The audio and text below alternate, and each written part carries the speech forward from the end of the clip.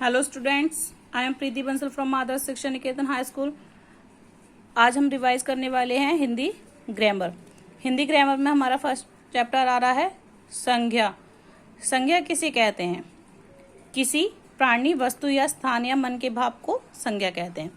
अगर मैं इसे एमसीक्यूज में दूंगी, जैसे किसी प्राणी, वस्तु, स्थान या मन के भाव को डैश कहते हैं, तो संज्ञा, सर्वनाम, विशेषण।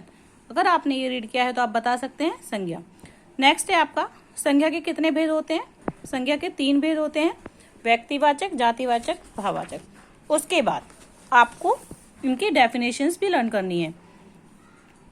किसी विशेष, ध्यान दीजिए, विशेष व्यक्ति, वस्तु या स्थान का बोध कराने वाले शब्द व्यक्तिवाचक संज्ञा कहलाते हैं। क्या है इसकी विशेषता? विशेष व्यक्ति या वस्तु का, ठीक है।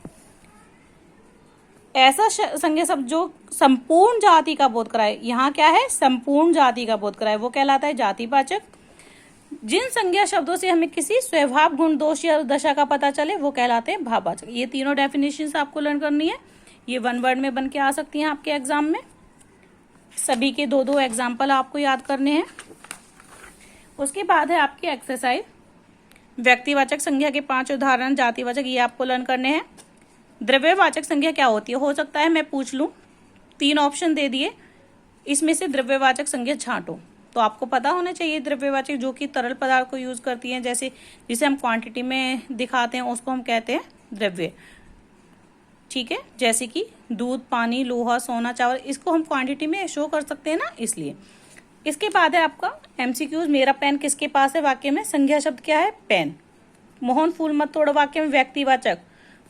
व्यक्तिवाचक जो किसी विशेष व्यक्ति का बोध कराया, यहाँ मोहन से बात कर रहे हैं तो मोहन।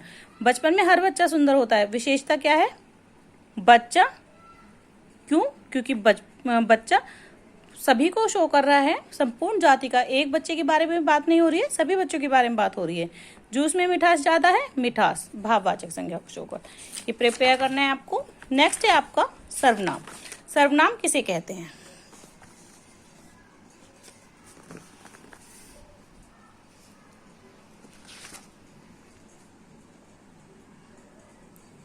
संज्ञा के स्थान पर प्रयुक्त होने वाले शब्द सर्वनाम कहलाते हैं। अभी हमने संज्ञा पढ़ी थी, अब हम पढ़ रहे हैं सर्वनाम। जो कि संज्ञा के स्थान पर प्रयुक्त होते हैं उन्हें हम सर्वनाम कहते हैं।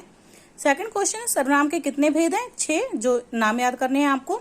एक क्वेश्चन बनता है पुरुषवाचक सर्वनाम के भी कितने भेद हैं? उसके भी 3 भेद है, उत्तम, मध्यम, अन्य। जो बोलने वाले के लिए है वो उत्तम, सुनने वाले के लिए मध्यम और अन्य के लिए अन्य पुरुषवाचक सर्वनाम, ठीक है। ध्यान से रीड करना ये चैप्टर, क्योंकि मिड ऑफ द चैप्टर आता है एग्जाम्स में। प्रश्नवाचक सर्वनाम, जिन सर्वनाम शब्दों का प्रयोग प्रश्न पूछने के लिए होता है। अनिश्चयवाचक, जिसके बारे में हमें निश्चित ज्ञान ना हो। जो मैंने कि आपको अपना जब ये चैप्टर पढ़ाया था, अच्छे से करवाया था, तो ये चैप्टर अच्छे से आपको रीड करना है, क्योंकि जब तक आप रीड नहीं करोगे आप मेरा आंसर नहीं दे पाओगे। आप इसे रीड करना, ताकि मैं जब मिड ऑफ द चैप्टर बनाऊं तो आप उसे सॉल्व कर सकें। इसके बाद आपको ये एक्सरसाइज करनी है। साथ ही मैंने आपको एक चीज दिया है, विलोम शब्द। अब मैंने पहले भी आपको बताया था, जब भी मैं किसी चैप्टर को स्टार्ट करती हूँ तो मैं आपसे कहती हूँ आपको उसके बारे में पता होना चाहिए, विलोम। तो हमें विलोम शब्द के बारे में सबसे पहले पता होना चाहिए, उसकी डेफिनेशन क्या है। एक दूसरे से विपरीत अर्थ देने वाले शब्द विलोम शब्द कहलाते हैं, ठीक है। दूसरा क्या है इसका? विलोम का अर्थ है उल्टा या विपरीत, उल्टा, उसका अपोजिट, ठीक है। उसके बाद जो मैंने ये नोटबुक में नोट डाउन कराए हैं आपको सिर्फ वही लर्न करने हैं, पूरे नहीं करने। मैंने आपको इच्छा तक कराया हुआ है, तो आप ये लर्न करना अच्छे से और पेपरों की तैयारी अच्छे से करना। Best of luck students, thank you.